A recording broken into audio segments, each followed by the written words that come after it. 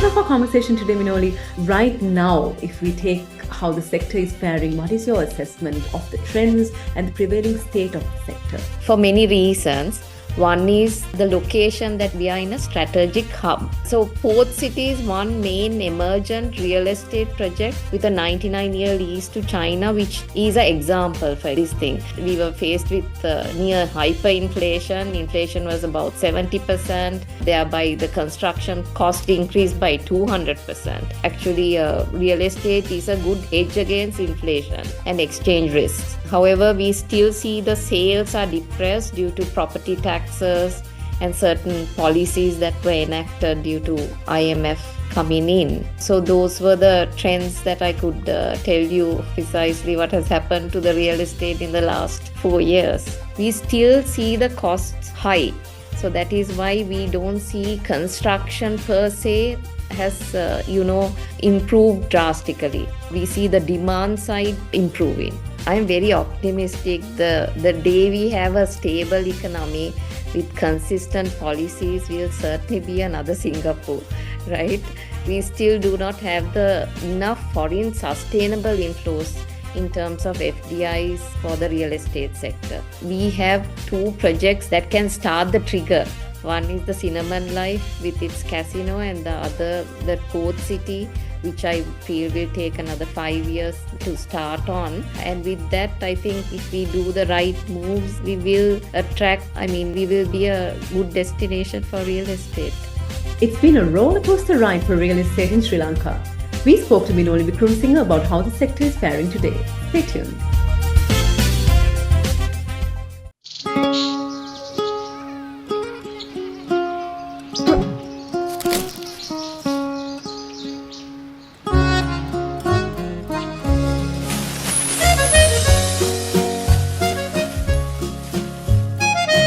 Some bonds give more returns. Get more security and more interest on your fixed deposits from Sri Lanka's largest finance company, LMDtv Finance.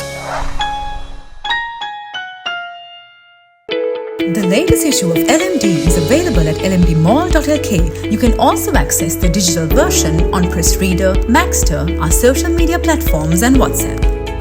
The Voice of Business, a legacy of 30 years.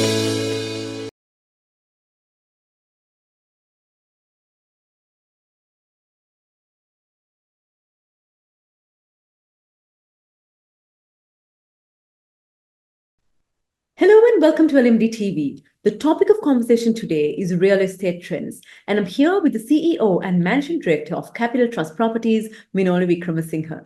Minoli, it's such a pleasure having you on our show. Thank you so much. To start off our conversation today, Minoli, I know it's been a roller coaster ride for the real estate sector of Sri Lanka. But right now, if we take how the sector is faring, what is your assessment of the trends and the prevailing state of the sector? Okay, so I'll just give you a background. So I have been very optimistic on the real estate sector in Sri Lanka, as you know.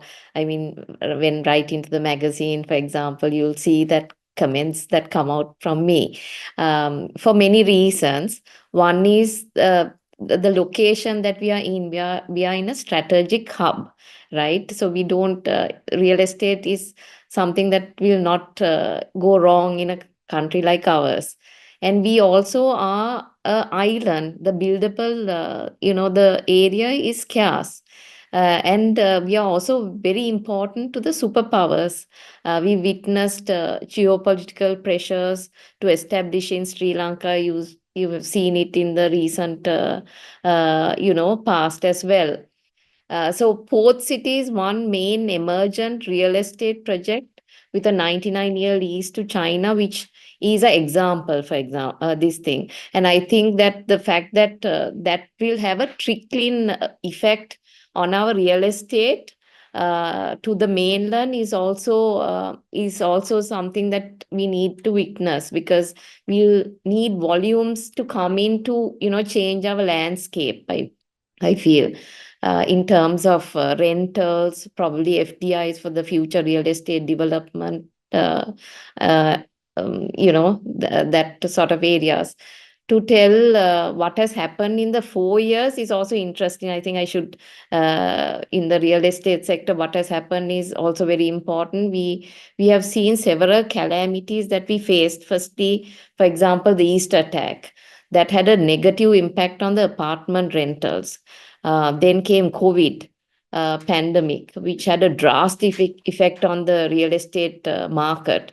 During this period, we witnessed a lot of shifts in the real estate sector. For example, we saw work from home becoming very prevalent, right?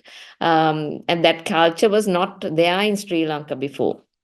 So a lot of the commercials went vacant. I mean, if you saw, there were like, signage saying, this space is available for rent and all that stuff. And you could see like grade A spaces, which we worked with, were only about 40% occupied or having that sort of occupancy.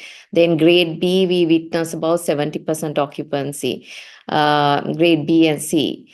Many houses that were used for commercial real estate was also empty because a lot of them work from home. So that sort of was very prevalent in the recent past. Then we also witnessed with COVID, which left our economy with a drastic decline in tourism. Then we saw foreign employees from embassies to even embassies exiting our shows, right? Where the luxury real estate went vacant. Then we faced huge economic crises with us not having foreign exchange reserves, with queues, import restrictions that further impacted the real estate in several ways, such as delayed construction on several major projects. So, and also we witnessed a lot of the major projects, delayed for so many years, actually. Soon after we went again to political unrest, which saw many of the MNCs exit our shores. Then we were faced with near hyperinflation. Inflation was about 70%. Thereby, the construction cost increased by 200%, which made building residential and commercial properties not feasible, actually. Then apartment prices drastically increased during this period because actually real estate is a good hedge against inflation and exchange risks. So land and commercial prices, on the other hand, remained depressed since construction cost was high and construction was not possible. Today, with a rapid recovery in the economy and a positive GDP growth, we see an influx of foreigners from tourism sector and also for the port city. Since it's not built, we see a lot of them set in office, wanting office space in the mainland. We see most of the commercial spaces being taken up rapidly. We also see the occupancy rates nearly 90 to 100% on A grade, B grade, and C grade complexes. Next being the houses for commercials also probably will be next taken. Then we see occupancy in residential apartments also filling up, which is a good thing, which we saw a lot of the apartment rental yields also being very low for last 4 years. However, we still see the sales are depressed due to property taxes and certain policies that were enacted due to IMF coming in. So those were the trends that I could tell you precisely what has happened to the real estate in the last 4 years. And like you said, Minoli, you outlined the trends and we have positives as well as challenges. Talking about the challenges, the cost, like you mentioned, we saw a lot of cost increases in terms of construction. Is it still as bad or is it getting better? I think cost has been something that has been historically high in Sri Lanka due to the fact that 90% of our construction come from imported raw materials, right? Only things like sand are within us, others we import. Now, since I think thanks to COVID and the whole, calamities we had to go through, we saw that there had been a lot of innovative ideas from the local construction companies where now, for example, ICC builds their molds where, you can make the whole building and then plug into location. So all that innovations have been made. So there are other raw materials also being made in Sri Lanka. However, obviously, costs are a major factor because we don't have economies of scale like other countries. So we need to be mindful of that. So we still see the costs high. So that is why we don't see construction per se has improved drastically, though we see the demand side improving. And talking of the demand side, Minoli, what are customers expecting from real estate today? I mean, when I say customers, both the individual customers as well as maybe businesses. Okay, so what we see is now, due to a lot of the the economic hardships, we witness a lot of hardships, right? Fuel shortages, gas shortages. Sri Lankans have now become more more wanting affordability, convenience, and minimalistic sort of qualities when it comes to real estate, right? In terms of individuals, I think individuals want want more affordable housing and easy living. So they are going for more urbanized living, I would say, like apartments. That's why apartments per se, the demand has increased. While when it comes to housing, it has actually decreased. So, and because, you need all these domestics, which is again, very difficult to get at this time.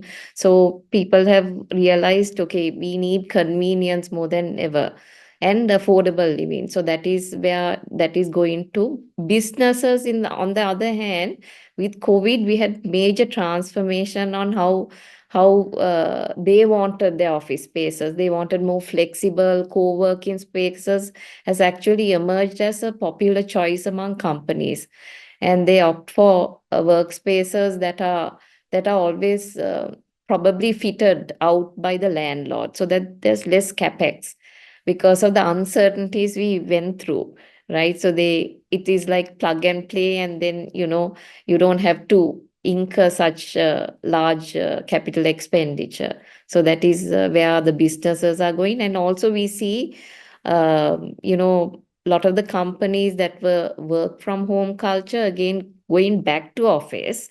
That's why we see the occupancy rates increasing, because we realize that again they have realized teamwork, all that is also necessary, right? So that is also a trend that has happened during the past. We are seeing trends coming and going. Yes, And, yes. one Real time- estate is very, very interesting in terms of what we have evolved to. It's time to take a very short break, but we'll soon be back to talk more about real estate.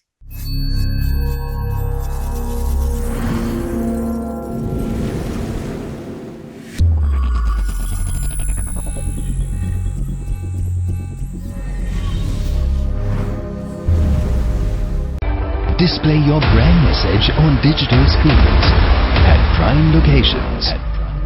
The largest digital advertising network in Sri Lanka. Emerging Media.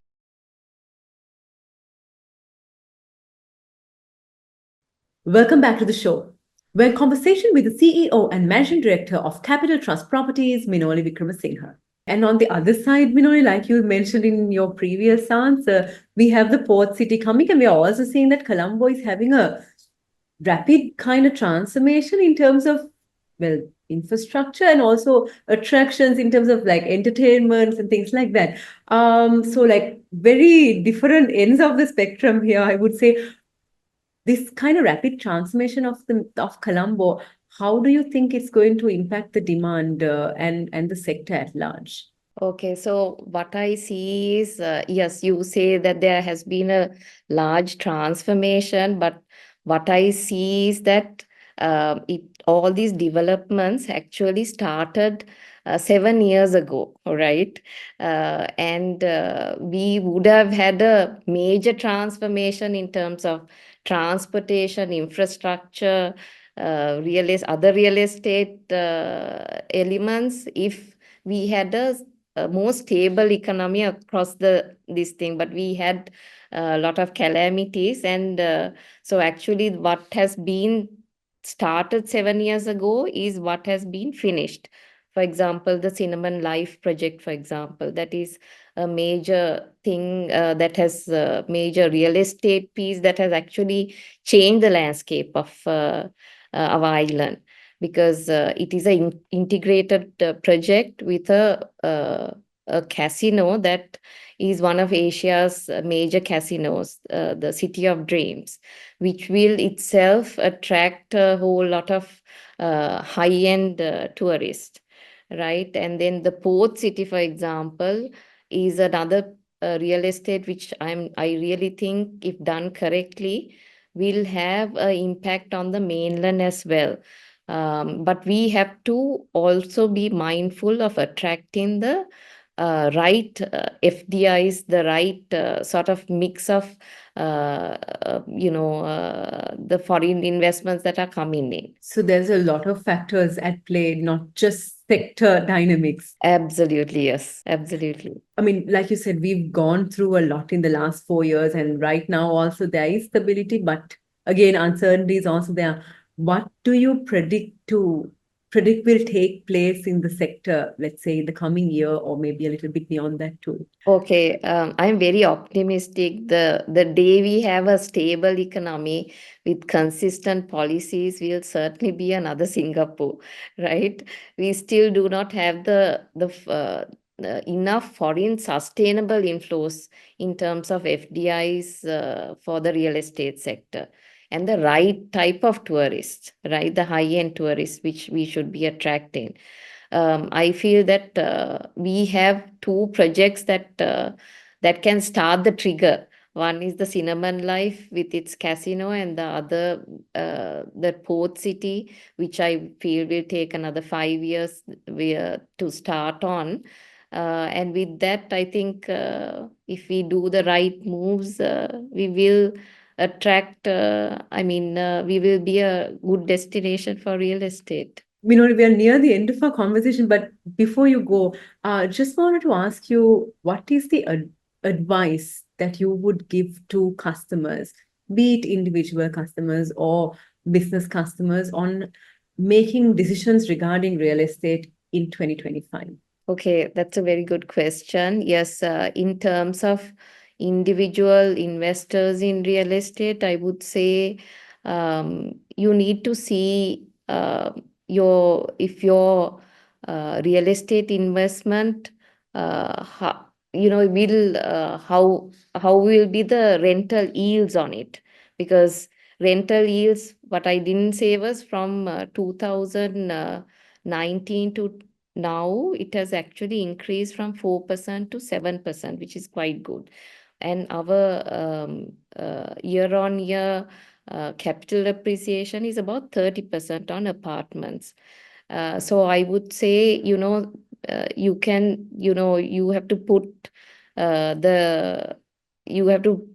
what is right for your, the appetite, what is right for your investment, and then you have to see how it appreciates. So that is what I would say. Yeah. We've been in conversation with the CEO and Managing Director of Capital Trust Properties, Minoli Wickramasinghe. Minoli, thank you very much for your insights and for being a part of our show. Thank you so much. Thank you. And thank you to all our viewers for joining us. Until next time, take care.